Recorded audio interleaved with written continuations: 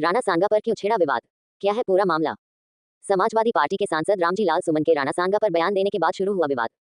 21 मार्च को रामजी लाल सुमन ने एक बयान में राणा सांगा को गद्दार बताया था।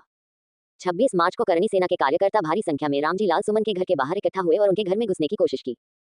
आवास पर हुए हंगामे के दौरान पुलिस और करणी सेना के बीच झड़प भी हुई, जिसमें कई पुलिसकर्मी भी घायल हुए। सपा सांसद ने क्या कहा? 66 इब्राहिम लोदी को हराने के लिए राणा सांगा ने बाबर को भारत बुलाया था, तो मुसलमान तो बाबर की औलाद हैं और तुम गद्दार राणा सांगा की औलाद हो। ये हिंदुस्तान में तय हो जाना चाहिए। हम लोग बाबर की तो आलोचना करते हैं लेकिन राणा सांगा की आलोचना नहीं करते हैं। 21 मार्च के बयान में रामजी लाल सुमन, सपा के सांसद। सपा सांसद ने क्या कहा? मेरा मकसद किसी की धार्मिक भावना को ठेस पहुंचाना नहीं था। मेरा बयान न तो किसी जाति के खिलाफ था, न किसी वर्ग के खिलाफ था और न ही किसी धर्म के खिलाफ था। जहां तक माफी का सवाल है तो इस जन्म में तो मैं माफी मांगूंगा नहीं। माफी मांगने का तो सवाल ही नहीं उठता है। लोगों को सही बातें सुनने की आदत डालनी चाहिए। रामजी लाल सुमन, सपा के सांसद। करणी सेना ने क्या कहा? 36। अभी तो यह एक ट्रेलर है। ऐसे व्यक्तियों को मुंहतोड़ जवाब हमें बहुत पहले देना चाहिए था, जिसमें हम बहुत लेट हो गए। अगर रामजी लाल सुमन की सदस्यता भंग नहीं की गई तो एक बहुत बड़ा विरोध प्रदर्शन पूरे देश में देखने को मिलेगा।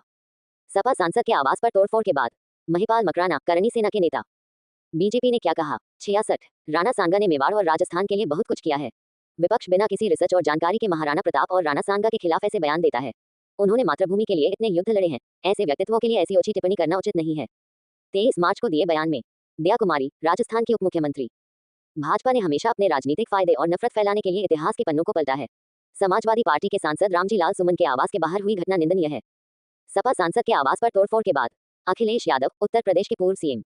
सपा ने क्या कहा? 34। रामजी लाल सुमन ने जो कहा वह इसलिए कहा क्योंकि हर कोई इतिहास के पन्ने पलट रहा है। बीजेपी के नेता औरंगजेब पर बहस करना चाहते हैं, तो रामजी लाल सुमन ने भी इतिहास का वो पन्ना पलट दिया जहां कुछ ऐसा लिखा था।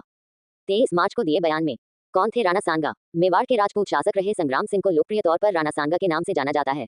वह राजा रायमल और रानी रतन कंवर के घर पैदा हुए और वे उनके तीसरे बेटे थे। उनके पैदा होने की असली तारीख के बारे में तो किसी को कोई जानकारी नहीं है, लेकिन ऐसा बताया जाता है कि वह 1482 में पैदा हुए थे।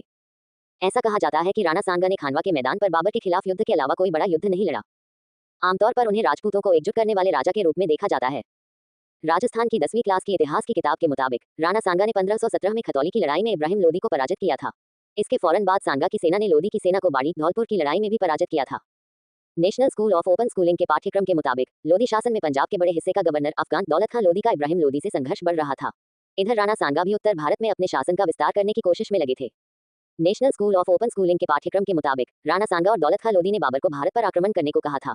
इनके आमंत्रण ने शायद बाबर की महत्वाकांक्षा को बढ़ाया होगा।